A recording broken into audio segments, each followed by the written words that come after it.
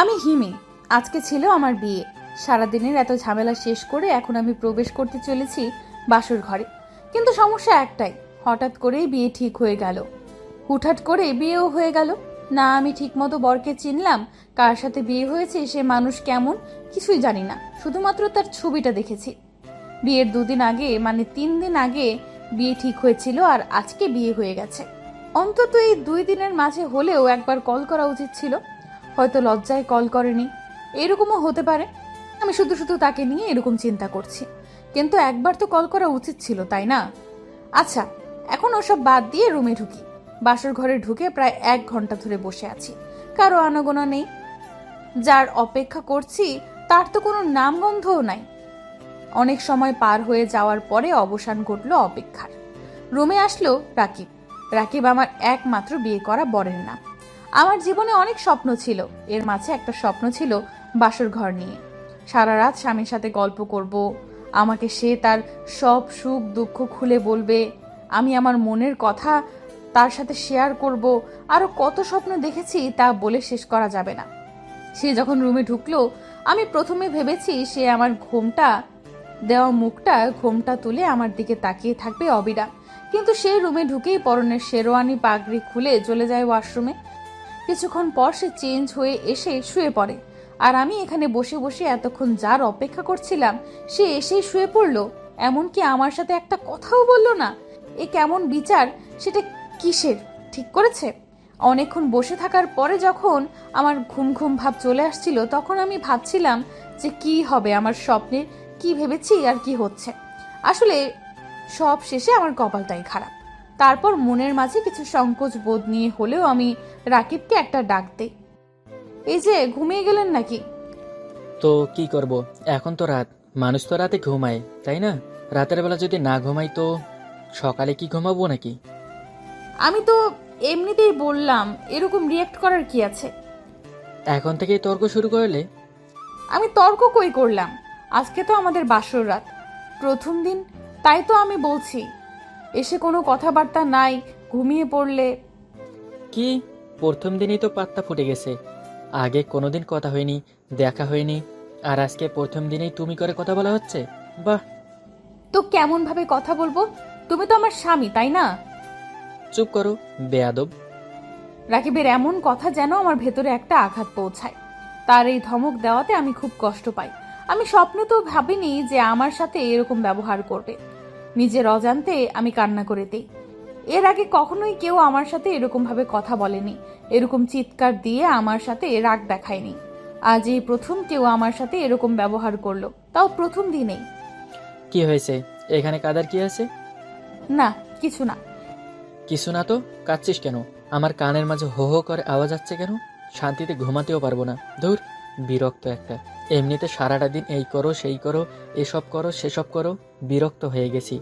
কই একটু শান্তিতে ঘুমাবো, আর মহারানী কান ঝালাপালা করতে লেগে বসেছে। এই কেমন মানুষ? আমি কাকে বিয়ে করলাম? কিভাবে কাটবে আমার সারা জীবন এই মানুষটার সাথে? এরকম মানুষের সাথে বিয়ে করার থেকে মরে যাওয়াটাই ভালো ছিল। সারাদিনের ক্লান্ততার পরে কই একটু বিশ্রাম নেব। থাক, কথা বলার কাজ নাই। অন্তত ভালো করে একটু ব্যবহার করতে পারতো। কিন্তু প্রথম দিনে তার এরকম ব্যবহার, খুব চিৎকার করে কাঁদতে ইচ্ছে করছিল। একসময় ধৈর্য ধরতে না পেরে আমি চিৎকার করে কেঁদে ফেলি। এই কি হয়েছে? কাঁদছিস কেন? কি হয়েছে? শান্তিতে কি ঘুমাতেও পারবো না? কি হয়েছে বল, কোনো সমস্যা? না, কিছু না। দেখলাম এখানেই বস, কোথাও যাবি না। আমাকে ডাকছে। আমি যাব। দরজা খোলার পর, কি হয়েছে? ভাইয়া, সব কাজ শেষ। আচ্ছা, যা গিয়ে ঘুমা। ভাইয়া, ভাবির সাথে কিন্তু তুমি বেশি করে ফেলছো। চুপ কর। ওকে ভাবি, আমি যাই। আমিও যাব কোথায়? তানিয়ার সাথে। আমি ওনার ঘরেই আজ ঘুমাবো। আচ্ছা ঠিক আছে, যা। আসো ভাবি। তারপর আমি বাসর ঘর ছেড়ে তানিয়ার সাথে চলে গেলাম ওর রুমে। হায় রে পাগল বউ আমার, কিছুই বোঝে না। ওর সাথে যে আমি একটু একটু করে মজা করছিলাম, সে কিছুই বুঝতে পারছিল না, শুধু কেঁদেই যাচ্ছিল। ওর কান্নাটা দেখে আমারও ভালো লাগছিল না, কিন্তু কি আর করব, একটু তো মজা করতেই পারি তাই না? আর সে যেরকম সারপ্রাইজ আমার কাছ থেকে চাই, সেটা দেওয়ার জন্য তো এইটুকু করতেই হবে। আসলে ঘটনাটা এরকম যে হিমির বান্ধবী আমার ছোট বোন তানিয়ার বান্ধবী। তো তানিয়ার বান্ধবীর কাছ থেকে যতটুকু জানতে পারলাম যে হিমি সবসময় চাইতো যে তার স্বামী তাকে অনেক ভালোবাসুক, সে শুধুমাত্র স্বামীর কাছ থেকে ভালোবাসা পেতে চায়। তাই তো সে কোনোদিন কারোর সাথে কোনো সম্পর্কেও জড়ায়নি। যার সাথে বিয়ে হবে তার সাথেই নাকি সে প্রেম করবে, আবার সে পরিবারের বিপক্ষে গিয়ে বিয়ে করবে না। তাই তার একটি লক্ষ্য যে স্বামীর সাথে প্রেম করবে। আর ইচ্ছা ছিল প্রথম রাতে স্বামী তাকে কোলে করে নিয়ে ছাদের ওপর হাঁটু গেড়ে বসে লাল গোলাপ হাতে নিয়ে প্রপোজ করবে। তাই তো আমি তানিয়াকে দিয়ে ছাদের ওপর সুন্দর করে সাজিয়েছি। চাইলে আমি তাকে বলতে পারতাম একটু পর তাকে নিয়ে ছাদের ওপর গিয়ে প্রপোজ করব, কিন্তু সেটা কি আর তখন সারপ্রাইজ হবে? আর তার সাথে একটু রুর ব্যবহার করলাম যাতে অনেক দুঃখের পরও একটা সুখের বার আসে। তারপর তানিয়ার বান্ধবীর কাছে এটাও জানতে পারলাম যে হিমির এখন পিরিয়ড চলছে। কিছুক্ষণ পরে দরজায় যেন কেউ নখ দিতে লাগলো। তানিয়া, কে এসেছে? হয়তো ভাইয়া। উনি এখন আবার কেন আসলেন? আমি মনে মনে আতঙ্কিত হয়ে পড়লাম, খুব বেশি ভয় পাচ্ছি, না জানি এসে কি করবে। এই তানিয়া, দরজা খোল। এই কথা শুনে আমি তানিয়াকে ইশারা দিয়ে বললাম দরজাটা না খুলতে। কেন ভাইয়া, কি হয়েছে? হিমিকে নিয়ে যেতে এসেছি, দরজা খোল। ভাইয়া এসেছে ভাবিকে নিয়ে যেতে। দাঁড়াও দাঁড়াও, খুলছি। এই কথা বলে তানিয়া দরজাটা খুলে দিল। চলো, রুমে যাবে। না, আমি যাব না। বলছি না তুমি আসবে? বললাম তো আমি যাব না। না আসলে কি করবেন? কি করব? যা করার করেন, আমি যাব না। ভাবি, চলে যাও। না তানি। হিমিকে আর কিছু বলতে দিলাম না, কোলে তুলে নিলাম। আমাকে নামান। এবার দেখি কেমনে যাও না, এখন তো যেতেই হবে। তারপর রাকিব আমাকে এরকম জোর করে কোলে নিয়ে যাচ্ছিল, কিন্তু সে আমাকে রুমে না নিয়ে সিঁড়ি বেয়ে ছাদের উপরে উঠতে শুরু করে। কই নিয়ে যাচ্ছেন আমাকে? একটা গল্প শুনেছো? কোনটা? বাসরাতে বউ হত্যা। এই কথা শুনতেই আমার কাছে ক্লিয়ার লাগলো যে রাকিব আমাকে ছাদ থেকে ফেলে দেবে, কারণ তার এতক্ষণের ব্যবহার আমাকে এটাই ইশারা দিচ্ছে। আমি শুধু চুপটি করে তার মুখের দিকে চেয়ে চেয়ে কাঁদছি, আর কিচ্ছু করছি না। কাদার কোনো শব্দ নেই, শুধু চোখ দিয়ে জল পড়ছে। ছাদের উপর নিয়ে গিয়ে রাকিব আমাকে ঠিক ছাদের মাঝখানে রাখলো। এখানে দাঁড়াও। তারপর সে আমার সামনে দিয়ে হেঁটে গিয়ে লাইটের সুইচ বন্ধ করে দিল। চোখ বন্ধ করে অন্ধকারের মাঝে এটাই ভাবছি, বেঁচে থেকে আর কি করব, মরে যাব, মেরে ফেলুক, ইচ্ছা নাই আর বাঁচার। এই তুমি চোখ বন্ধ করো। করেই আছি। যখন বলবো চোখ খুলতে আস্তে আস্তে চোখ খুলবে, এখন না। তারপর চোখ বন্ধ অবস্থায় মনে হলো লাইটটা আবার চলে এসেছে, কিন্তু মনের ভয়ে চোখটা আমি খুললাম না। এবার আস্তে আস্তে চোখ খোলো। চোখটা খুলতেই দেখলাম রাকিব আমার সামনে হাঁটু গেড়ে লাল গোলাপ নিয়ে বসে আছে। জান, আই এম সরি। কি হচ্ছে এসব? তুমি কাঁদছো কেন? কান্না বন্ধ করো। না, আগে বলেন কি হচ্ছে। তোমাকে আমি খুব বেশি বেশি ভালোবাসি, আমার ভালোবাসাটা কি গ্রহণ করবে? তারপর রাকিবের হাত থেকে গোলাপটা নিলাম। এতক্ষণ আমার সাথে এরকম করলেন কেন? পাগল বউটা আমার, তোমাকে আমি ভালোবাসি বলেই তো বিয়ে করেছি, তাই না? মানে? মানে আমি তোমাকে অনেক আগে থেকেই চিনতাম। তারপর মা বাবাকে নিয়ে তোমার বাসায় বিয়ের প্রস্তাব পাঠাই। তারপর তোমাকে বিয়ে করার পর বাসর ঘরে তোমার সাথে যা করেছি সবই মজা করেছি। আর এখন? সত্যি বলছি, খুব বেশি ভালোবাসি। তুমি কি আমাকে ভালোবাসবে না? না। কেন? এখন বাসি। কি? কিছু না। স্বপ্ন পূরণ হয়েছে। কিসের? এই যে ছাদে এনে হাঁটু গেড়ে লাল গোলাপিও প্রপোজ। আরে হ্যাঁ, তুমি এসব জানলে কেমনে? জানি একরকম। ভালোবাসি। কাকে? সবাইকে। চুপ, তোর ভালোবাসা শুধু আমার জন্য। আচ্ছা। জড়িয়ে ধরা যাবে? কোলে নিতে পারমিশন নেননি, জড়িয়ে ধরতে পারমিশন নিচ্ছেন? তারপর রাকিব আমাকে অনেকক্ষণ জড়িয়ে ধরে থাকলো। তোমার না এখন পিরিয়ড চলছে? কে বলেছে? আসো, এখন রেস্ট করবে। শোনো, আমি সরি। কি? তোমাকে চিনতে পারিনি। তুমি আসলেই খুব ভালো, আমার জন্য তুমিই পারফেক্ট। ধুর পাগলি মেয়ে। এখন মনে হচ্ছে আমি আমার জীবন সঙ্গী পেয়েছি, আমার ভালোবাসার মানুষ পেয়েছি। একটা চুমু দেবে? আগে রুমে চলো।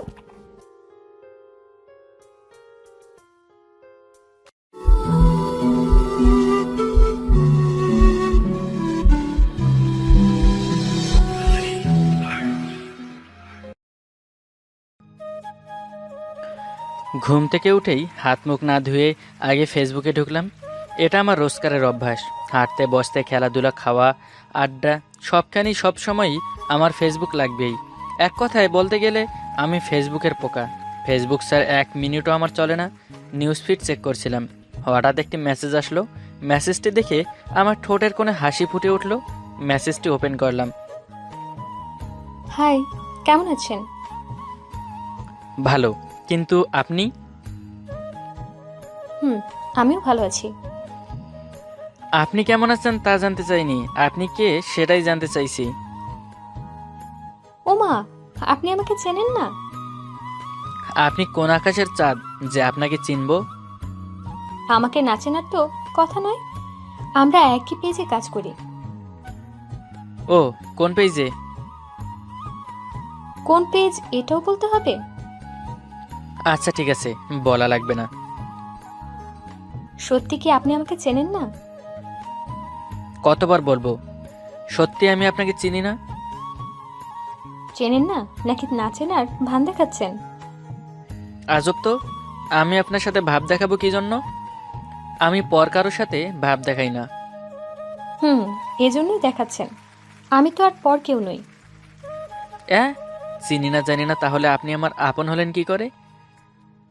কেন, আপনি না পেজের অ্যাডমিন প্যানেলে বলেছিলেন পেজের সবাই আপনার ফ্যামিলির মতো? হ্যাঁ, তা বলেছিলাম, কিন্তু আপনাকে তো আর পার্সোনালি বলিনি। সে আপনি যেভাবে বলুন না কেন, अपन ने पर्सनली ले लिया। हम भी पेज में कम करते हैं, सो आपके हिसाब से हम बहुत क्लोज है। এই যে থামেন, আমার সাথে একদমই হিন্দি বলবেন না। আমি হিন্দি পছন্দ করি না। আচ্ছা ঠিক আছে, আর বলবো না, কিন্তু আমি কোনো রেলগাড়ি না যে থামবো। উফ, আপনি একটা পেইন। মেজাজ খারাপ হয়ে যাচ্ছিল, তাই ফেসবুক থেকে বের হয়ে আসলাম। কলেজ ক্যাম্পাসে ফেসবুকে লগ ইন করতেই দেখি আবার ওই আইডি থেকে মেসেজ। এই যে কথা না বলে চোরের মতো পালিয়ে গেলেন কেন? আপনার প্রবলেমটা কি আন্টি? বলে রিপ্লাই দিলাম, দেখি সাথে সাথেই আবার মেসেজ আসলো। এই বেয়াদব ছেলে, আমাকে আন্টি বলছো কি জন্য? আমাকে কি আন্টির মতো দেখায়? খবরদার, আমাকে আন্টি বলবা না। আচ্ছা সরি, কিন্তু আমাকে নক করছেন কি জন্য? আপনার সাথে দেখা করব তাই। মানে কি, আমার সাথে কেন দেখা করবেন? আমি আপনার ফ্যান যে তাই। ফ্যান? ফ্যান। হা হা হা, আমার একটা ফ্যান তো সিলিংয়ে আর একটা টেবিলের ওপর, তা আপনি কোনটা? ফাজলামো করেন? আমি ওই ফ্যান হতে যাব কি জন্য? আমি আপনার ভক্ত। ভক্ত? আমার যে ভক্ত আছে জানতাম না তো। ইয়ার কি রাখেন, আপনার ভক্ত না হয়ে কোনো উপায় আছে? আমি তো বাবা ভালোবাসা টালোবাসায় বিশ্বাস করতাম না, কিন্তু আপনার গল্প পড়ে আমি নিজেই ভালোবাসার প্রেমে পড়ে গেছি। মাঝে মাঝে ভেবে অবাক হই, আপনি এত সুন্দর গল্প লিখেন কি করে? কি করে আবার? হাত দিয়ে, কখনো খাতা কলমে, আবার কখনো কিবোর্ডে। আপনি তো বড্ড বাজি। কথায় কথায় খালি ফাজলামো করেন। আর শুনুন, শুধু আমি একা নই, অনেক মানুষই আপনার ভক্ত।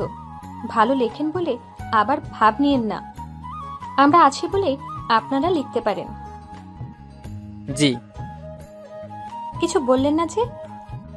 কি বলবো? দেখা করার ব্যাপারে। ও আচ্ছা, ভেবে দেখি। আবার ভাব নিচ্ছেন? না না। হয়েছে, আর ন্যাকামো করতে হবে না। আমার সাথে আপনার দেখা করার ইচ্ছে নেই বললেই পারেন। আরে না, তা নয়। তো নয়তো কি? আচ্ছা ঠিক আছে, কাল ক্যাফেটেরিয়ায় ঠিক বিকেল 5টায়, ওকে? সত্যি? হুম। Thank you, thank you, thank you. আপনাকে অনেকগুলো থ্যাংক ইউ। আপনাকেও। এতক্ষণ ধরে যে মেয়েটার সাথে কথা বললাম ওর নাম তাসমিয়া। আমরা একসাথেই কাছে আসার গল্প পেজে কাজ করি। আমি ওকে চিনি, শুধু চিনি বলে ভুল হবে, আমি ওকে অনেক ভালো করে জানি। চেনা সত্ত্বেও না চেনার ভান করার একটা কারণ আছে। কেননা আমি মনে করি কিছু কিছু প্রিয় মানুষকে নিজের দুর্বল জায়গায় কথা বলা উচিত না, বা বুঝতে দেওয়াও ঠিক না। কারণ এটা জেনে গেলে অন্য সময় এই দুর্বল জায়গায় সে আঘাত করবে। তাসমিয়া আমার দুর্বল জায়গার মধ্যে অন্যতম। তাসমিয়ার নাম যত না সুন্দর, দেখতেও আর অনেক বেশি সুন্দর। জানি না আমি ওর প্রতি কেন এত দুর্বল। ওকে অনেক বেশি পছন্দ করি বলে হয়তোবা, আবার হয়তোবা ওকে ভালোবাসি তাই। ওর সাথে আমার প্রথম দেখা হয় প্রায় 2 মাস আগে। দিনটা এখনও আমার মনে আছে। ডিসেম্বরের 10 তারিখ ছিল। তখন হালকা হালকা বাতাসের সাথে শীতের আগমন হচ্ছিল মাত্র। এমন সময় প্রায় দিনেই প্রখর রোদ থাকে, আবার রাতে অনেক ঠান্ডা। ওই দিনও এর ব্যতিক্রম ছিল না। রিক্সা করে বন্ধুর বাসায় যাচ্ছিলাম, কিন্তু পথিমধ্যে বাঁধল বিরাট জ্যাম। এমনিতেই অনেক রোদ, তার উপরে জ্যাম, মেজাজটাই বিগড়ে গেল। এদিকে ভেতরটা প্রায় শুকিয়ে যাচ্ছিল। মনে মনে ভাবলাম একটুখানি পানি খেলে মন্দ হতো না, কিন্তু এই জ্যামের মাঝে এখন পানি পাবো কোথায়? তাই বাধ্য হয়ে রিক্সায় বসে রইলাম। এমন সময় টুপ করে এক ফোঁটা পানি এসে আমার হাতের ওপর পড়লো। বুঝতে পারলাম না এটা কোথা থেকে আসলো। ভাবতে না ভাবতেই দেখি টুপ টুপ করে আরও অনেকগুলো বৃষ্টির ফোঁটা এসে গায়ে পড়লো। কিন্তু এই রৌদ্রময় দিনে ফকফকা আকাশে হঠাৎ বৃষ্টি আসলো কেমনে? সবই আল্লাহর লীলা খেলা। অবশ্য মনে মনে অনেক খুশি হলাম, কেননা শুনছি বৃষ্টি প্রথম ফোঁটায় যার গায়ে পড়ে সে অনেক ভাগ্যবান হয়। জানি না আমার ভাগ্যে কি আছে। এসব ভাবতে না ভাবতেই ঝুম করে বৃষ্টি শুরু হলো। রিকশার হুড় তুলতে গিয়ে সামনের গাড়ির দিকে চোখ পড়তেই আমি পুরোই হয়ে গেলাম। রেশমি চুরি পরা একটা মেয়ের হাত গড়িয়ে ভেতর থেকে বাইরে বের হয়ে এলো। জানি না কেন আমার চোখ ওই হাতের দিকে গেল। জানি না কেন আমার চোখ ওই হাতের দিকে এক দৃষ্টিতে তাকিয়ে রইল। বৃষ্টির ফোঁটাগুলো হাতটা স্পর্শ করতে দেখে আমার ভেতরও কেমন যেন আলাদা একটা অনুভূতি স্পর্শ করতে শুরু করলো। একটা সময় গাড়ি থেকে মেয়েটা বের হয়ে এলো। মেয়েটাকে দেখেই আমার হার্টবিটটা কয়েক মুহূর্তের জন্য বন্ধ হয়ে গেছিল। এত সুন্দর একটা মেয়ে, মায়াবী চেহারা, চোখগুলো টানা টানা, দেখে মনে হচ্ছিল হৃদয় করা। চোখ দুটো আল্লাহ অনেক যত্ন করে বানাইছেন। আমি কোনোভাবেই মেয়েটার থেকে চোখ ফেরাতে পারছিলাম না। নির্লজ্জের মতো মেয়েটার দিকে তাকিয়েই রইলাম। মেয়েটা বৃষ্টিতে ভিজতে ভিজতে রাস্তার পাশে কয়েকটা পিচ্ছির সাথে গিয়ে লাফালাফি করা শুরু করে দিল। আমি ঠাই মেয়েটার দিকে হা করে তাকিয়েই রইলাম। জীবনে অনেক মেয়ে দেখেছি, কারো দিকে এভাবে কখনো তাকাইনি। কিন্তু জানি না কেন এই মেয়েটাকে শুধু এত দেখতে ইচ্ছে করছিল। এতক্ষণ আমি মেয়েটার দিকে এতই মগ্ন ছিলাম যে বৃষ্টিতে ভিজে একাকার হয়ে গেছি, সেটা বুঝতেও পারিনি। আমাদের জীবনে এমন কিছু মুহূর্ত আসে যেগুলো আমরা চাইলেও নিজের ইচ্ছায় কিছু করতে পারি না। তখন আপনা আপনি কখনই সব হয়ে যায়, আমরা বুঝতেও পারি না। সব কিছু সাইডে রেখে আমার মনটা মেয়েটার কাছেই পড়ে থাকতে চাইলো। কিন্তু পোড়া কপালে কি আর সুখ বেশি সয়? এমন সময় জ্যামটা ছাড়তে হলো। এদিকে মাঝ রাস্তায় রিক্সা থেকে নামতে পারছিলাম না। রিক্সাওয়ালাকে রিক্সা সাইড করতে বললাম। রিক্সা থেকে নেমে দৌড়ে রাস্তার পাশে আসলাম, কিন্তু একই মেয়েটা দেখি নাই। এদিক ওদিক তাকালাম, দেখতে পেলাম না। চারদিক ভালো করে দেখলাম, কিন্তু কোথাও আর মেয়েটাকে দেখতে পেলাম না। ধুর, ভাগ্যটাই কুফা। প্রথম দেখার পর থেকেই মেয়েটির বৃষ্টিতে ভেজার দৃশ্যটি বারবার চোখের সামনে ভেসে উঠছিল। কিছুতেই মেয়েটার কথা মাথা থেকে নামাতে পারছিলাম না। এই কয়েকদিন মেয়েটিকে অনেক খুঁজলাম, কিন্তু কোথাও পেলাম না। একদিন আমি আর আমার বন্ধু রাশেদ বই মেলায় গেলাম। এই স্টল সেই স্টল ঘুরে ঘুরে দেখছিলাম, কিন্তু কিছুই ভালো লাগছিল না। হঠাৎ একটা স্টলে তাকাতেই আমার চোখ ওখানেই আটকে গেল। স্বপ্নটা বাস্তব কিছুই বুঝতে পারছিলাম না। এই কদিন ধরে আমি পাগলের মতো যে মেয়েটিকে খুঁজে বেরিয়েছি, সে এখন আমার চোখের সামনে দাঁড়িয়ে। রাশেদকে মেয়েটিকে দেখালাম। ও অনেক জোর করলো মেয়েটার সাথে গিয়ে কথা বলতে, কিন্তু আমার সাহস হলো না। এরপর রাশেদি মেয়েটার সব ডিটেলস আমাকে এনে দিল। ওর নাম তাসমিয়া তানি, মেডিকেল কলেজের ফাইনাল ইয়ারে পড়ে। ওর বাবা পুলিশ কমিশনার, ওরা থাকে নীলকুঞ্জে, ব্লা ব্লা ব্লা আরও কত কি। বন্ধুরা পারেও বটে, কিভাবে যে এত তথ্য জোগাড় করলো আল্লাহই জানে। এরপর তাসমিয়ার সাথে আমার আরও 5-6 বার দেখা হয়েছিল, কিন্তু কোনো কথা হয়নি, কেননা আমি কখনো ওর সামনে দাঁড়াবার সাহস পাইনি। জানি না কেন কেমন একটা ভয় কাজ করতো। তারপরও ফেসবুকে আমি পেজে কাজ করি, ওই পেজে জয়েন করে। তখন আমার খুশি আর কে দেখে। অনেকবার কথা বলার পর চিন্তা করছিলাম, কিন্তু কেন জানি আমার সাহসে কোলাচ্ছিল না। পুলিশ কমিশনারের মেয়ে, তার উপর অসম্ভব সুন্দরী, আমাকে যদি পাত্তা না দেয়। এইভাবে আর কথা বলা হয়নি। থাক বাবা, কাছে গিয়ে কষ্ট পাওয়ার চেয়ে দূর থেকে ভালোবাসাই ভালো। আমার সব গল্পই একমাত্র ওকে ভেবেই লেখা। কালোর সাথে দেখা করব, মনের মধ্যে অনেকটা উত্তেজনা কাজ করছে, সাথে সাথে নার্ভাসও লাগছে। একটা ক্ষুধার্ত বেড়ালকে 1 প্লেট মাছ দিলে সে 7-5 না ভেবেই মাছগুলো গপাগপ করে সব খেয়ে ফেলে, কিন্তু খাওয়ার পর তো তা বেশিক্ষণ হজম করতে পারে না। আমার অবস্থাও তেমন, ক্ষুধার্ত বিড়ালের মতো মনে হচ্ছে। আর যাই হোক, কালকের সুযোগ হাতছাড়া করা যাবে না। সারা রাত সারাদিন অনেক কল্পনা জল্পনা করে কাটালাম, কোনো কাজই মন লাগাতে পারছিলাম না। সারাক্ষণই ভাবছিলাম কখন 5টা বাজবে আর কখন তাসমিয়ার সাথে দেখা করতে যাব। কোনো রকমে 4টা বাজতেই ক্যাফেটেরিয়ার দিকে রওনা দিলাম। রাস্তায় একটু জ্যাম থাকায় 4:30টায় পৌঁছালাম, নইলে আরও 10 মিনিট আগে আসতাম। ক্যাফেটেরিয়ার সুবিধা মতো একটা জায়গা খুঁজে কর্নারের টেবিলে একটা চেয়ারে বসে পড়লাম। মনে মনে হাবিজাবি কত কথাই না ভাবতে লাগলাম। ঘড়ির দিকে তাকিয়ে দেখি এখনও 4:50 মিনিট। আজ কোনোভাবেই যেন সময় কাটতে যাচ্ছে না। এতদিন কোনো কিছুর জন্য অপেক্ষা করতে আমার সবচেয়ে বেশি বিরক্ত লাগতো, কিন্তু আজ মোটেও বিরক্ত লাগছে না। উল্টো অদ্ভুত একটা ভালো লাগা কাজ করছে। তাসমিয়া আমার জীবনে না আসলে হয়তো কখনো বুঝতেও পারতাম না। মাঝে মাঝে অপেক্ষাও এক প্রকার সুখ আছে। সারাক্ষণই মনে হয় এই বুঝি এলো, এই বুঝি এলো। একবার ঘড়ির দিকে তো আর একবার পথের দিকে তাকানো, ঠিক যেন লুকোচুরি খেলা। প্রায় 5:10-এর দিকে তাসমিয়া এলো। ওকে দূর থেকে দেখেই আমি দাঁড়িয়ে পড়লাম। তাসমিয়াকে দেখেই আমার চোখ কপালে উঠে গেল। এটা মানুষ না ডানাকাটা পরি, কিছুই বুঝতে পারছিলাম না। একটা মানুষ কিভাবে এত সুন্দর হতে পারে। ওকে যতই দেখছি ততই মুগ্ধ হচ্ছি। তাসমিয়াকে আজ নীল রঙের শাড়িতে অসম্ভব রকম সুন্দর লাগছে। এমনিতেই নীল রং আমার অনেক পছন্দ। তার উপর যদি ঠোঁটে হালকা লিপস্টিক আর চোখে গাঢ় কাজল থাকে, তাহলে কি আর ফিদা না হয়ে উপায় আছে? ওর দিকে এক দৃষ্টিতেই তাকিয়ে রইলাম। কাছে আসেই তাসমিয়া গলা হাঁকি দিল। আমি ঘর ছেড়ে বাস্তবে আসলাম, তবে অনেক লজ্জা লাগছিল। বেহায়ার মতো শুধুই ওর দিকে তাকিয়ে থাকতে ইচ্ছে করছিল। কে জানি বলছিল ছেলেরা প্রেমে পড়লে নাকি লজ্জা পায়। কথাটার বাস্তব প্রমাণ আজ পেলাম। যে ওই কথাটি বলেছিল তাকে ধন্যবাদ দেওয়া উচিত, কিন্তু কে ওই কথাটি বলেছিল এখন ঠিক মনে পড়ছে না। আরে এই কথাটি তো আমিই বলেছিলাম। নার্ভাসে সবকিছু গুলিয়ে ফেলছিলাম। নিজেকে স্বাভাবিক রাখার চেষ্টা করলাম। প্রায় 5 মিনিট ধরে বসে আছি, কিন্তু কেউ কোনো কথা বলতে পারছি না। আপনার সাথে কিছু, হঠাৎ করে দুজন একসাথে বলে উঠলাম। একে অন্যের দিকে চাওয়াচাওয়ি করলাম। দুজনের লজ্জা পেলাম। আরো কিছুক্ষণ নীরব ছিলাম। তারপর আবার দুজনে বলে উঠলাম, আপনাকে কিছু বলার ছিল। তারপর তাসমিয়া বলল, বলেন, কি বলবেন? না, আপনি বলেন।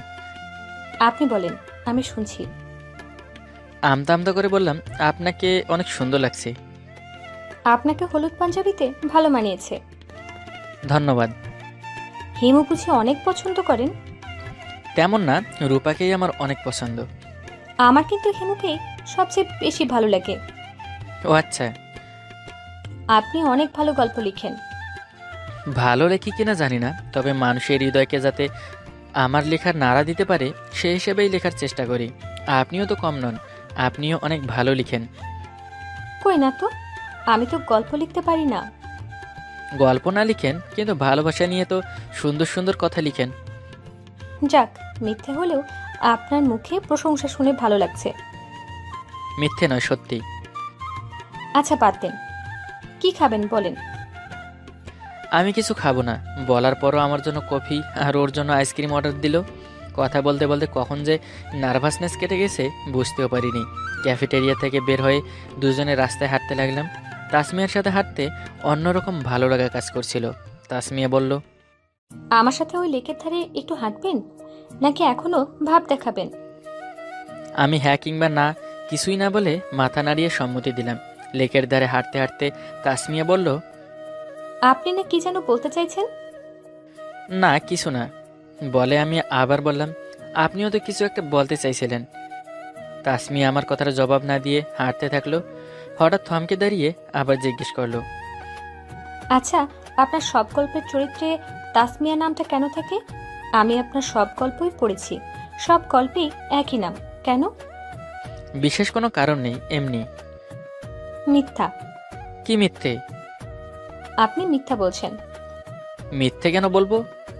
আপনার চোখ বলছে আপনি মিথ্যা বলছেন। সত্যিটা বলুন। আপনি আবার চোখের ডাক্তার নাকি? হিয়ালি করবেন না, আমার কথার জবাব দিন। এটা জানা কি খুব জরুরি? অনেক। পরে এক সময় বলি। না, এক্ষুনি বলুন। জোর করছেন? যদি ভাবেন তবে তাই।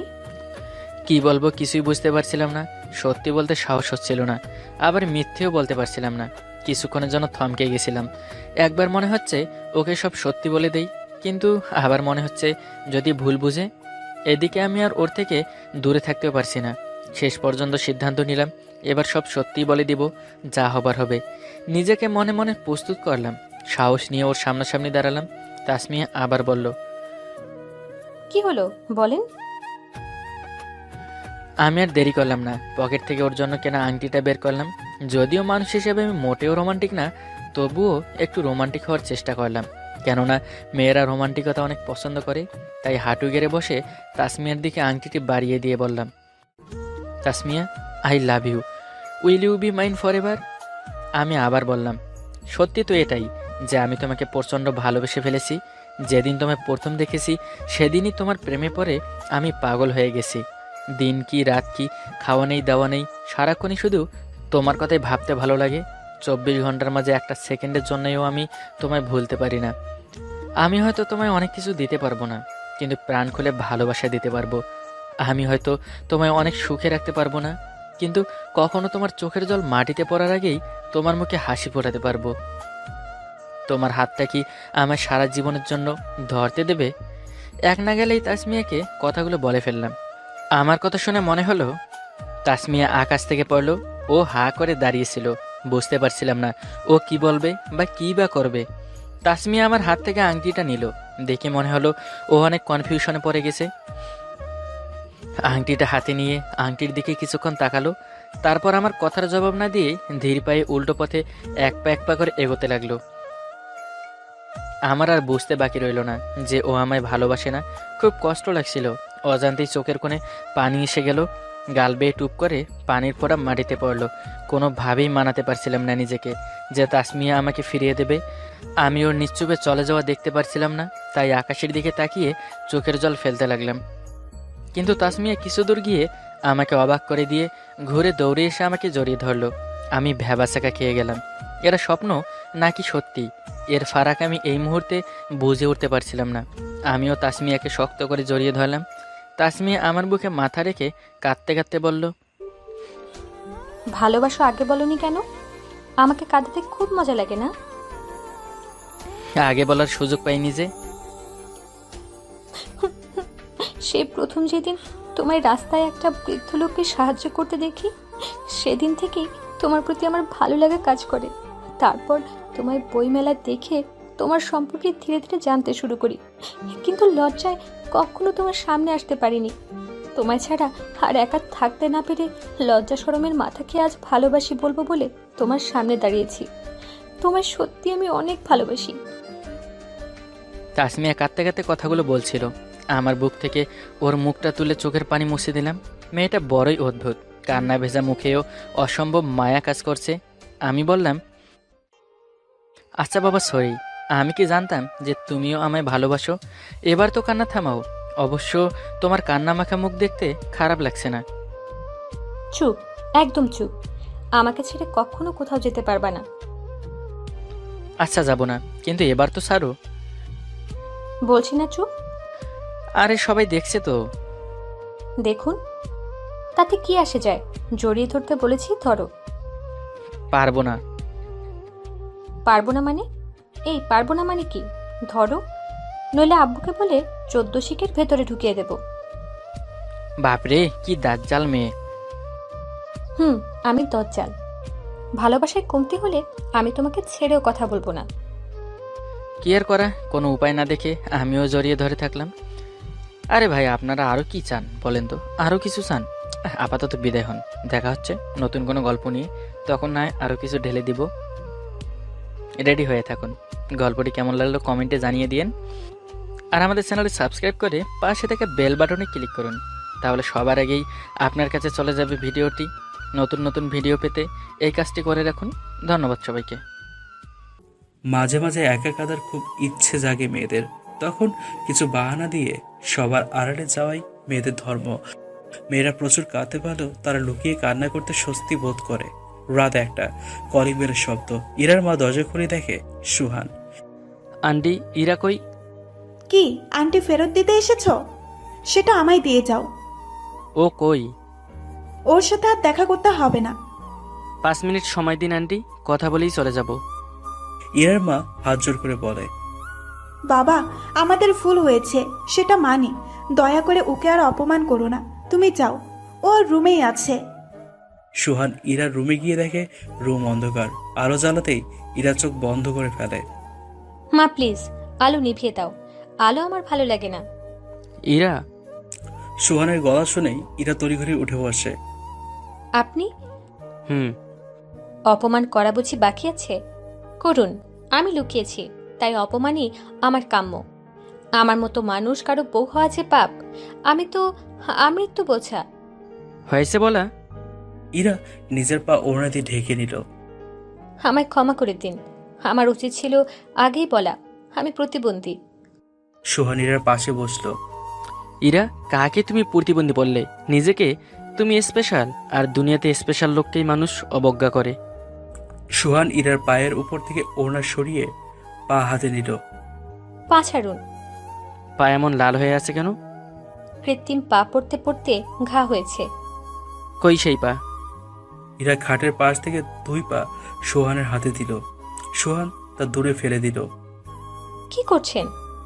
যে পা হাঁটতে শেখানোর নাম করে ঘা বানিয়ে দেয়, সেই পায়ের দরকার নেই। মেয়েদের জন্ম কেন জানো? কেন? বাচ্চা বয়সে বাবার হাত ধরে হাঁটতে, এবং প্রাপ্তবয়স্কে বরের হাত ধরে হাঁটার জন্য। দেখি, উঠে দাঁড়াও। ইরা সুহানের দিকে তাকিয়ে আছে। সুহান ইরার দিকে হাত বাড়িয়ে দিয়ে বলে, হাত দাও। ইরা হাত দিল। সুহানের হাত শক্ত করে ধরে দুজন মুখোমুখি দাঁড়িয়ে আছে। ইরা, হুম। এর চেয়ে নির্ভরযোগ্য কিছু হাঁটার জন্য পাবে?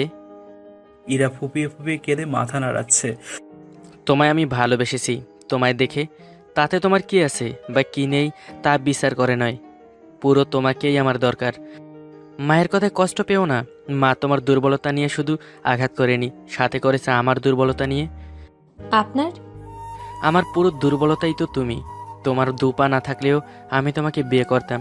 অনেক ইচ্ছে ছিল সবার থেকে আলাদা একজনকে বিয়ে করব। আল্লাহ ঠিক তেমন একজনকে আমার জন্য দিয়েছেন, যে আমার উপর অন্ধ আস্থা রাখবে, আমাকে ছাড়া এক কদম পথ চলতে পারবে না।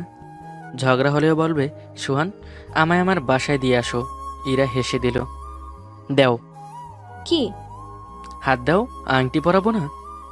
সুহান ইরার হাতে আংটি পরিয়ে দিল। হাতে চুমু দিয়ে বলল, আর কষ্ট আছে? ইরা চোখ ভর্তি পানি নিয়ে বলল, না। তাহলে কাঁদছো যে? আনন্দে।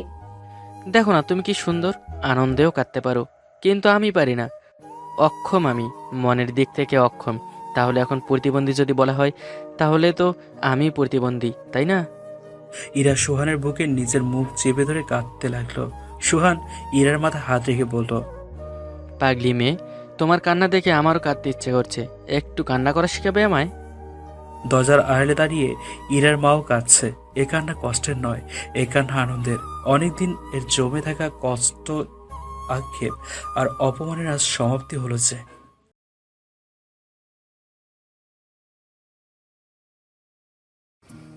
আশার আমাকে করা প্রথম মেসেজটা ছিল এমন। আমি কালো বলে আমার ফ্রেন্ড রিকোয়েস্ট অ্যাকসেপ্ট করেননি, তাই না? মেসেজটা চোখে পড়তেই বড্ড অবাক হলাম। ফ্রেন্ড রিকোয়েস্ট অ্যাকসেপ্ট না করার জন্য এরকম মেসেজ সাধারণত আজ পর্যন্ত কেউ করেনি। মেয়েটার আইডিতে ঢুকে দেখলাম প্রোফাইল পিকচার এবং কভারে কালো একটা মেয়ের পিক দেওয়া। অ্যাকসেপ্ট করে মেসেজে রিপ্লাই দিলাম। নিজেকে অনেক ছোট মনে করেন আপনি? কয়েক সেকেন্ডের ভেতরে রিপ্লাই আসলো। না, কিন্তু কোনো রাইটারকে অ্যাড দিতে নিজেকে ছোট লাগে। এমনিতেই তারা কোনো রিকোয়েস্ট অ্যাকসেপ্ট করে না, তার উপর আবার আমার মতন কালো একটা মেয়ে। কালো মানেই অসুন্দর, এটা আপনাকে কে বলল? দেখুন রাইটার সাহেব, এই দুনিয়ায় সবচাইতে অবহেলিত মেয়ে মানুষ তারাই যাদের রং কালো, আর আমি তাদের মধ্যেই একজন। আপনার সাথে তর্কে যেতে চাই না, শুধু একটা কথা বলি, মাথায় রাখবেন, ফর্সা মানেই সুন্দর বা কালো মানেই অসুন্দর না। যার মনটা যত বেশি ফ্রেশ সে তত বেশি সুন্দর। কালো মানেই অসুন্দর হলে আল্লাহ কখনো কাবা ঘরে কালো করে দিতেন না, আর মানুষ কালো ঘরটার দিকে ফ্যাল ফ্যাল করে তাকিয়ে থাকতো না। কিছু সময়ের জন্য মেয়েটা আমার মেসেজ সিন করে রেখে দিল। রাগ করছে নাকি কোনো কিছু ভাবছে আমি ঠিক বুঝতে পারছিলাম না। প্রায় মিনিট 3 পর রিপ্লাই আসলো। ফারহান স্যার, কথাগুলো একদম মনের ভিতর এসে লেগেছে। নিজেকে আর কখনো কালো বলে ছোট মনে করব না। ধন্যবাদ আপনাকে। আশার সাথে প্রথম পরিচয়টা এভাবেই হয়েছিল। ওই দিনের পর থেকে প্রায় প্রতিদিন আমাদের টুকটাক চ্যাট হতো। আমি আশার সাথে কথা বলার পর বুঝতে পারলাম মেয়েটা অনেক একলা। বয়ফ্রেন্ড তো দূরে থাক, ওর কোনো ফ্রেন্ডই নাই। মেয়েটাকে দেখতাম সারাদিন অনলাইনে পড়ে থাকতো। হয়তো এই পৃথিবীর সবচাইতে একলা মানুষগুলোই অনলাইনে সবচেয়ে বেশি অ্যাক্টিভ থাকে। প্রায় 3 সপ্তাহ পর একদিন সকালে আশা একটা মেসেজ করলো। ফারহান, আমি তোমাকে একটা রিকোয়েস্ট করি, তুমি প্রমিস করো আমাকে না করবে, রিকোয়েস্টটা রাখবে না? বড্ড অবাক হলাম। আশার মেসেজ দেখে রিপ্লাই দিলাম। কি অদ্ভুত, কেউ না শোনার জন্য কোনো রিকোয়েস্ট করে, তাও আবার আগে না বলতে হবে। রিকোয়েস্টটা রাখবে না বলো, তাহলেই আমি বলবো।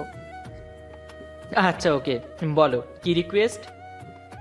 ফারহান, আমি জানি আমি তোমার ফ্রেন্ড হওয়ার যোগ্য না, তারপরেও বলছি, এই কালো মেয়েটার সাথে ফ্রেন্ডশিপ করবে? ফেসবুক ফ্রেন্ডশিপের একটু উপরে আমাকে জায়গা দিবে? সাথে সাথে আরেকটা মেসেজ পেলাম। এবার তুমি না বলো। আমি বুঝতে পারছিলাম আশা আসলে ঠিক কি চাচ্ছে। সত্যি বলতে আমি এই মেয়েটাকে যতই দেখছি ততই অবাক হচ্ছিলাম। কিছু তো আছে এই মেয়েটার ভিতর। নিজেই আমাকে ফ্রেন্ডশিপ করার জন্য বলছে, আবার উল্টো আমাকে রিজেক্ট করতে বলছে। অদ্ভুত। আমি বললাম, আচ্ছা আমাকে না করতে বললে কেন? তুমি না করলে নিজের মনকে এই বলে সান্ত্বনা দিতে পারবো যে আমি রিকোয়েস্ট করার জন্যই তুমি না করছো, অন্যথা হ্যাঁ বলতে। এই মেসেজটা দেখে আমি আর কোনো রিপ্লাই দিলাম না। কিছু মেসেজের রিপ্লাই দেওয়া যায় না, কিছু মেসেজের কোনো রিপ্লাই হয় না। ওই দিনের পর প্রায় 6 মাস কেটে গেছে। এই 6 মাসে এমন একটা দিন নেই যে দিনটা আমি আশার সাথে কথা বলিনি। এমন কোনো ঘটনা নেই যেটা আমি ওর সাথে শেয়ার করিনি। কিভাবে যে আশার সাথে এতটা ক্লোজ হয়ে গেলাম নিজেও বুঝতে পারিনি। কিন্তু এই 6 মাসে আমি এটা ভালোভাবেই বুঝতে পেরেছি এই মেয়েটার মন অনেক ভালো, অসম্ভব রকমের ভালো। ওই দিন রাতে আশা আমাকে কল দিয়ে বলল, ফারহান আগামীকাল আমাকে দেখতে আসছে। কথাটা শুনে আমি কেন জানি না খুশি হলাম। বললাম, আরে বাহ, এটা তো খুশির খবর। আশা কিছু সময় চুপ করে রইল, একটা দীর্ঘশ্বাস নিয়ে বলল, জানো ফারহান, আগের বার যে ছেলেটা আমাকে দেখতে এসেছিল ওই ছেলেটাও না কালো ছিল, কিন্তু ওনারা তারপরেও 5 লক্ষ টাকা চাইলো। আমার মতো কালো মেয়েকে বিয়ে করার জন্য নাকি 5 লক্ষ টাকা অনেক কম। আমার আব্বুর তো এত টাকা দেওয়ার ক্ষমতা নাই। আব্বু বললেন 5 লক্ষ টাকা দিতে পারবেন না। ওরা শেষে বলল 4 লক্ষ। আমি দরজার আড়াল থেকে নিজেকে কোরবানির পশুর মতো দাম দর করতে শুনলাম। এখন দেখা যাক আগামীকাল ওরা এসে কত টাকা চায়। আমি আশাকে ঠিক কি বলবো বুঝতে পারছিলাম না, চুপ করে রইলাম। আশা এবার বলল, এই জীবনটা আর ভালো লাগে না ফারহান। আমার মাঝে মধ্যে মনে হয় এই দুনিয়াটা আমার জন্য না। আমি কখন কি করে ফেলি ঠিক নাই। আশাকে একটা ধমক দিলাম। এসব উল্টাপাল্টা চিন্তা মাথা থেকে বের করার জন্য বললাম, কিন্তু আমি জানি আমি যাই বলি না কেন এটা স্রেফ ওর কাছে একটা সান্ত্বনা মনে হবে। পরের দিন সকাল থেকে আশা নাম্বারটা সুইচ অফ পাই। সারাটা দিন নাম্বার সুইচ অফ ছিল। সারাদিন আমি আশা নাম্বারটা ডায়াল করেছি। কেন এতবার ডায়াল করেছি নিজেও জানি না, কিন্তু ভেতরটায় অনেক ভয় লাগছিল। বারবার মনে হচ্ছিল কিছু একটা নেই, কিছু একটা হারাতে যাচ্ছি। ফেসবুকে গিয়ে একটু পর আশার আইডি চেক করছিলাম। প্রচণ্ড টেনশন আর অস্বস্তি লাগছিল। ঠিক ওই মুহূর্তে আমি ফিল করতে পারলাম আমি আশাকে ভালোবেসে ফেলেছি। আমি এটাও অনুভব করলাম এই ভালোবাসায় কোনো শরীরের চাহিদা নেই, এই ভালোবাসায় কোনো সুন্দর চেহারার মায়া নেই। জাস্ট একটা চাওয়া, আমার ওই মানুষটা লাগবে, ওই সুন্দর মনের মানুষটা। সারাদিনের পর ওই দিন রাতে একটা আশা আমাকে কল দিল। হ্যালো ফারহান। আমি বড় একটা নিঃশ্বাস নিলাম। মনে হলো বহু বছর পর আশার কণ্ঠ শুনছি। কোনো কথা বলতে পারলাম না। ফারহান সরি, কারেন্ট ছিল না সারাদিন, মোবাইলে একদম চার্জ ছিল না, সরি। আমি আবারও কোনো কথা বললাম না। আমার মনে তখন একটা কথা বারবার রিপিট হচ্ছে, আমি এই মেয়েটাকে আর হারাতে পারবো না, এক মুহূর্তের জন্যও না। আশাকে জিজ্ঞেস করলাম, দেখতে যাচ্ছিল তোমায়? আশা হাসলো, মিথ্যা হাসি। আসছিল, কিন্তু কালো মেয়েকে কারো পছন্দ হয়? আগের রাতে যে মেয়েটাকে দেখতে আসছে শুনে আমার মনে খুশি হয়েছিল, ঠিক তার পরের রাতে ওই মেয়েটাকে পছন্দ হয়নি শুনে আমার মনটা আবার খুশি হলো। কি অদ্ভুত এই মনের খেলা। মনে মনে ভাবলাম এখনই আশাকে বলে দিব তোমাকে ভালোবেসে ফেলেছি, নাকি দেখা করে বলা উচিত। আশাকে জিজ্ঞেস করলাম, আচ্ছা আশা, তোমার ইচ্ছে হয় না আমার সাথে দেখা করতে? হয়তো, অনেকটা ইচ্ছে হয়। তাহলে চলো আগামীকাল দেখা করি। আশা কথাটা শুনে অনেক খুশি হলো। সত্যি সত্যি দেখা করবা? হুম, বলো কোথায় দেখা করবে? প্রশ্নটা শুনে আশা এবার একটু বিষণ্ণ হয়ে গেল। কিন্তু ফারহান, আমার চেহারা যে কালো, আমি কিভাবে দাঁড়াবো তোমার সামনে? উফ আশা, তুমি এসব কথাবার্তা বাদ দিবা। আগামীকাল আমাদের দেখা হচ্ছে, ওকে? আমি মেসেজ করে তোমার জায়গা বলে দিচ্ছি। হুম, ওকে। সত্যি বলতে মনের ভিতরে একটা আনন্দ কাজ করছিল, ভালোবাসার মানুষটাকে প্রথমবার কাছ থেকে দেখার আনন্দ। কিন্তু এই মেয়েটা কালো বলে নিজেকে এত অসহায় মনে করে কেন? আচ্ছা, পৃথিবীর সব কালো মেয়েরই কি আশার মতো এরকম অসহায় ফিল করে? পরের দিন বিকেল 3টা, ঠিক 1 ঘন্টা পর আশার সাথে আমার দেখা হওয়ার কথা একটা রেস্টুরেন্টে। বাসা থেকে বের হওয়ার পর আশাকে কল দিলাম, নাম্বার সুইচ অফ। পুরো রাস্তা যেতে যেতে আশাকে কল দিলাম, নাম্বার সুইচ অফ। অনেক রাগ হচ্ছিল আশার উপর। আমি বারবার বলেছি নাম্বারটা যাতে খোলা রাখে, মোবাইলের চার্জ যাতে ফুল থাকে, কিন্তু ওর নাম্বারটা এখন অফ। রেস্টুরেন্টে গেলাম, ঠিক 4টা বাজার 10 মিনিট আগে আবারও আশাকে কল দিলাম, কিন্তু স্টিল নাম্বারটা সুইচ অফ বলছে। ভাবলাম রেস্টুরেন্টের ভেতর গিয়ে কিছু সময় অপেক্ষা করি, ভালোবাসার মানুষটার জন্য একটু অপেক্ষা তো করাই যায়। বিকেল 5টা, প্রায় 1 ঘন্টা হয়ে গেছে, কিন্তু আশার কোনো খোঁজ নাই। মোবাইলটা বের করে আশাকে আবার কল দিলাম। উফ, নাম্বারটা এখনো সুইচ অফ। মনে হয় মোবাইলের চার্জ দিতে ভুলে গেছে। কিন্তু কত সময় এভাবে অপেক্ষা করা যায়? তো আবার ভালোবাসার মানুষটাকে প্রথমবার দেখা করার অপেক্ষা। ঠিক ওই মুহূর্তে আমার মনে হলো পৃথিবীর সবচাইতে কঠিন কাজ হচ্ছে অপেক্ষা করা। সন্ধ্যা 6টা, আমি এখনো অপেক্ষায়। আমার বিশ্বাস আশা আসবে, হয়তো কোথাও জ্যামে আটকে আছে। পকেট থেকে আসার জন্য নিয়ে আসা আংটিটা বের করলাম, আংটির দিকে তাকিয়ে চিন্তা করতে থাকলাম আশাকে কিভাবে প্রপোজ করব। আচ্ছা, আশা আসার পর তাকে কি বকা দেওয়া উচিত? এত দেরি করে কেউ? এসব চিন্তা করছিলাম, ঠিক এমন সময় আমার টেবিলের ঠিক সামনের টেবিল বসা 3টা মেয়ে অনেক জোরে হে হে হে করে হেসে উঠল। এই সময় ওদের হাসির আওয়াজে আমার কাছে পেতনিদের হাসির চাইতেও জঘন্য লাগছে। কিন্তু একটা ব্যাপার খেয়াল করছি, এই 3টা মেয়ে আমি আসার আগে থেকে এখানে বসে আছে, এমনি কি সব আজাইরা গল্প করছে, আর একটু পরপর এটা সেটা খাচ্ছে। ওরা যাই করুক, তাতে আমার কি? আমি তো ব্যাস অপেক্ষা করছি, আসার অপেক্ষা। সন্ধ্যা 7টা, আশা এখনো আসেনি। আমার মনের ভেতর ভয় কাজ করা শুরু করলো। এখন পর্যন্ত আশা না আসার 2টা কারণ হতে পারে। 1, আশা কোনো বিপদ হয়েছে। 2, আশা আমার সাথে বেইমানি করেছে। আমি মনে মনে দোয়া করলাম যাতে দ্বিতীয়টাই হয়, অন্তত আশার যেন কোনো ক্ষতি না হয়। রাত 8টা, মন খারাপ করে টেবিলের উপর মাথা দিয়ে বসে আছি। খুব বেশি কান্না পাচ্ছে, কিন্তু পাবলিক প্লেসে কান্না করাটা একদম ঠিক হবে না।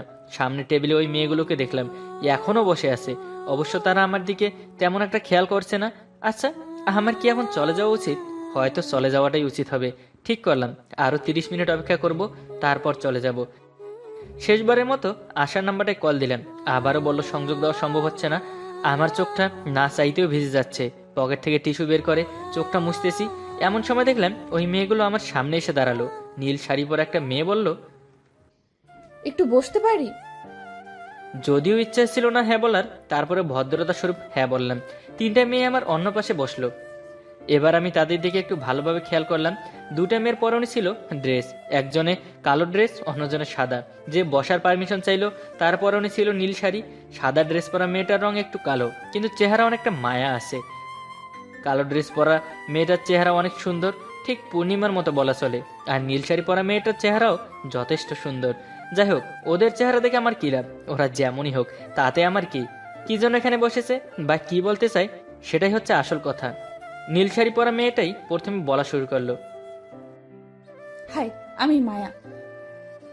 কোনো উত্তর দিলাম না আমি। সত্যি বলতে এই সময় কথা বলার মতো মন বা ইচ্ছা কোনোটাই আমার নেই। মাথা থেকে আমার সাথে ঘটে যাওয়া ঘটনাগুলো সরাতে পারছি না। আশা আমার সাথে কিভাবে এমনটা করতে পারলো? মেয়েটা আবারও প্রশ্ন করলো, আচ্ছা, আপনার কি মন খারাপ? আপনি কি কান্না করছিলেন? আপনার চোখগুলো এমন টলমল কেন করছে? এই মুহূর্তে মেয়েটার প্রশ্নগুলো আমার কাছে বিষের মতো লাগছে। আমি আবারও কোনো উত্তর দিলাম না। আপনি চাইলে কিন্তু আমাদের সাথে শেয়ার করতে পারেন, জানেন তো, শেয়ার করলে নিজেকে হালকা লাগে। মেয়েটার এই কথাটা আমার ভীষণ ভালো লাগলো। ভাবলাম আসলেই এই 6 মাসের গল্পটা কাউকে বলা দরকার, আজকের কাহিনীটা কাউকে শোনানো দরকার, তাহলে হয়তো মনে একটু শান্তি পাবো। কিন্তু ওই ড্রেস পরা 2টা মেয়ে এখনো কোনো কথা বলছে না কেন? বুঝতে পারলাম না। যা বলার মায়া নামের মেয়েটাই একলাই বলছে। অবশ্য কে কথা বললো কে বলছে না এগুলো আমার দেখার বিষয় না। আমি জাস্ট নিজের কথাগুলো কাউকে বললে আমার কষ্টের ভারটা একটু কমাতে চাচ্ছিলাম। আমি আশার গল্পটা ওদেরকে বলা শুরু করলাম। সব কিছু খুলে বলার পর 3টা মেয়ে একসাথে হেসে উঠলো। এবার কাছ থেকে ওদের হাসিটা আর পেতনিদের মতো লাগছে না, দেখতে ভালোই লাগছে। 3জনের হাসিই সুন্দর, কিন্তু আমার কষ্টের কথা শুনে ওরা হাসছে কেন? কারো কষ্টের কথা শুনে কেউ মজা পায়? মায়া নামের মেয়েটা হাসতে হাসতে আমাকে বলল, তার মানে আপনি বলতে চাচ্ছেন এই যুগেও এমন ছেলে আছে? এই যুগেও এরকম ভালোবাসা সম্ভব? আপনি এতটাই ভালো যে আশার চেহারা যেমনই হোক আপনি তাকে ভালোবেসে যাবেন?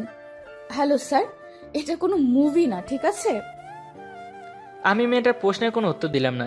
বুঝতে পারলাম মেয়েটা কখনো কাউকে সত্যিকারের ভাবে ভালোবাসেনি, আর যারা ভালোবাসেনি তাদেরকে ভালোবাসার ফিলিংসটা কখনোই বোঝানো সম্ভব না।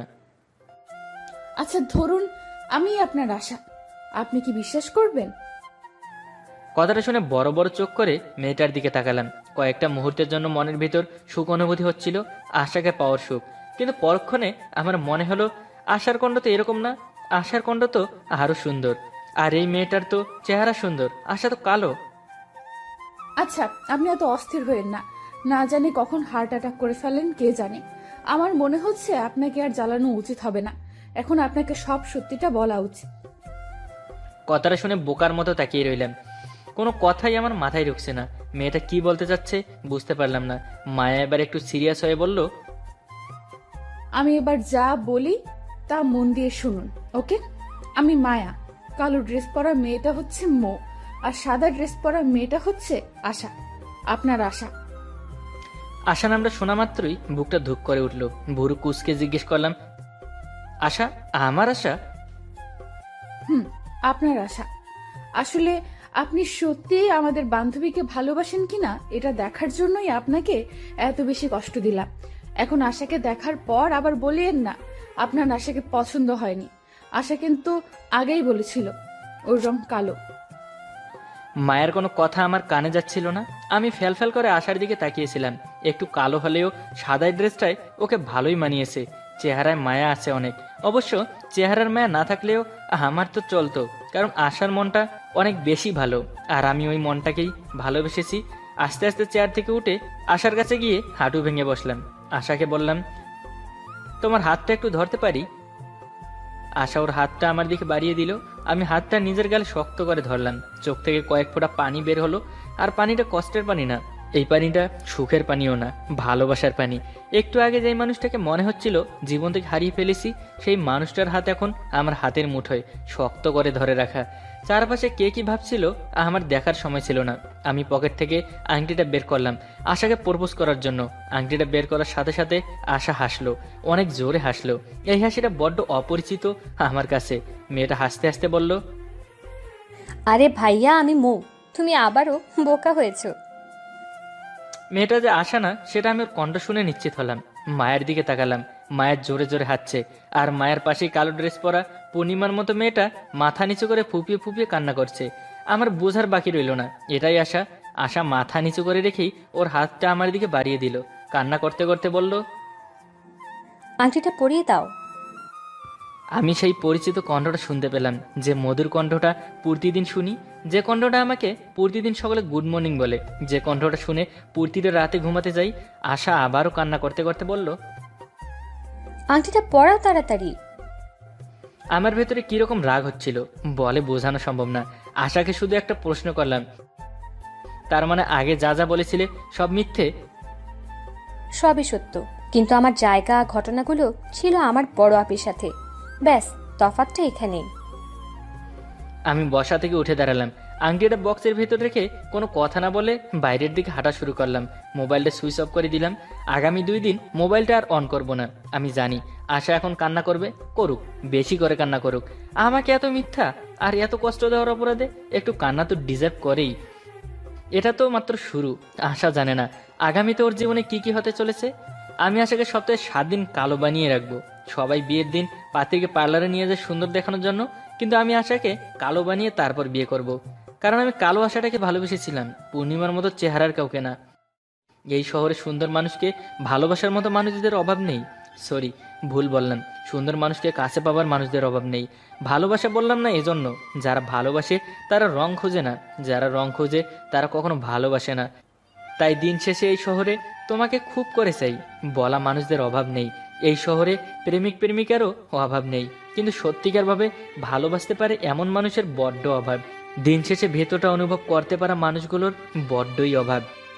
তাই ভালোবাসার মানুষকে সত্যিকার অর্থেই ভালোবাসুন, চেহারা দেখে নয়। তার মনকে ভালোবাসুন, মন থেকে ভালোবাসুন, দেখবেন জীবনটা ভালোবাসায় পরিপূর্ণ হয়ে যাবে।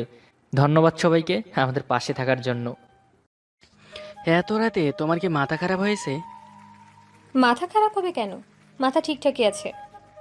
রাত কয়টা বাজে বলো তো দেখি। তেমন কোনো রাত হয়নি, কেবল 1:30 বাজে। সকালে আসি, বাইরে বৃষ্টি পড়ছে, দেখছো তো, বের হলে ভিজে যাবো তো। ভিজতে ভিজতেই আসবে। বাসার সামনে এসে 10 মিনিট দাঁড়াবে, তারপর